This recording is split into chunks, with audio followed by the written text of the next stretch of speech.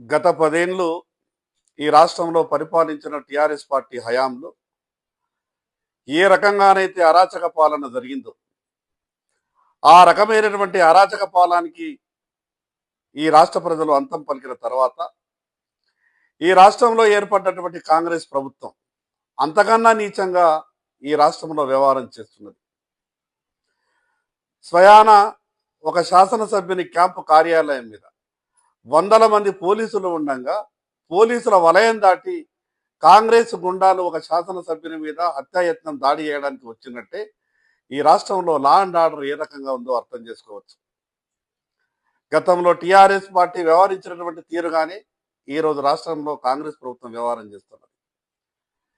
గతంలో 10 ఏళ్ళు ఎప్పటికీ అధికారం నాదే అని విర్రవీగినటువంటి కేసీఆర్కు హిందువుల మీద అవాకులు చవాకులు పేలి హిందువులను అవమానపరిస్తే, హిందూ యువకుల మీద వందల మంది మీద వేల మంది మీద కేసులు బనాయిస్తే ఏ రకంగా తెలంగాణ రాష్ట్ర ప్రజలు బుద్ధి చెప్పిందో ఈ తెలంగాణ రాష్ట్ర చరిత్ర చెప్తున్నది.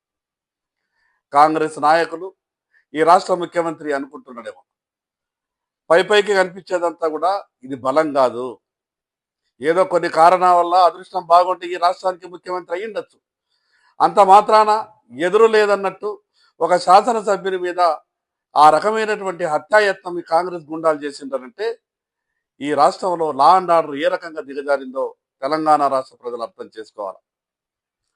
ఈ తెలంగాణ రాష్ట్రంలో పాత 10 జిల్లాలు పరిపాలించినటువంటి ఈ కాంగ్రెస్ పార్టీకే ఇంత అహంకారం ఉంటే, ఈ భారతదేశాన్ని పరిపాలిస్తున్నటువంటి 800 జిల్లాలు పరిపాలిస్తున్నటువంటి భారతీయ జనతా పార్టీ మేము ఒక్కసారి అనుకుంటే, మా కార్యకర్తలు తలుచుకుంటే ఈ రాష్ట్రంలో మంత్రులు కూడా బయట తిరిగేటటువంటి పరిస్థితి ఉన్నది.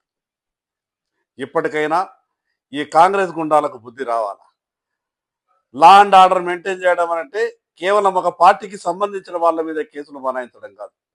లా అండ్ ఆర్డర్ మెయింటైన్ చేయడం అంటే కేవలం బాధితుల మీదనే కేసులు బనాయించడం కాదు. ఈరోజు బాన్సువాడలో పరిస్థితి ఆ రకంగానే జరిగింది. ఎవరైతే బాధితులు ఉన్నారో బాధితుల మీదనే లాఠీ చార్జ్ చేస్తారో, బాధితుల మీదనే కేసులు బనాయిస్తారు. రాష్ట్ర డీజీపీ గారికి చెప్పదలుచుకున్నాం, రాష్ట్ర డీజీపీ గారు ఈ రకమైనటువంటి లా అండ్ ఆర్డర్ ఉంటే, ఈ రకంగా ఇదే లా అండ్ ఆర్డర్ మెయింటైన్ చేస్తున్నామని మీరు భావిస్తే రేపు జరిగేటటువంటి పరిస్థితులకు, పరిణామాలకు మీరే బాధ్యత వహించాల్సి వస్తుంది. స్వయాన ఈ రాష్ట్ర హోంశాఖ మంత్రి రాష్ట్ర ముఖ్యమంత్రి గారి చేతిలో ఉంది. ఎక్కడ చూసినా కూడా ఈరోజు దినములో దుర్గాదేవి పాటలు పెడితే అసలు మీకెవడిచ్చిండ్రు అధికారం అనేటటువంటి పరిస్థితి ఎక్కడికి వెళ్ళి వచ్చింది? ఏ దేశంలో ఉన్నాం మనం? ఈ భారతదేశంలో, ఈ తెలంగాణలో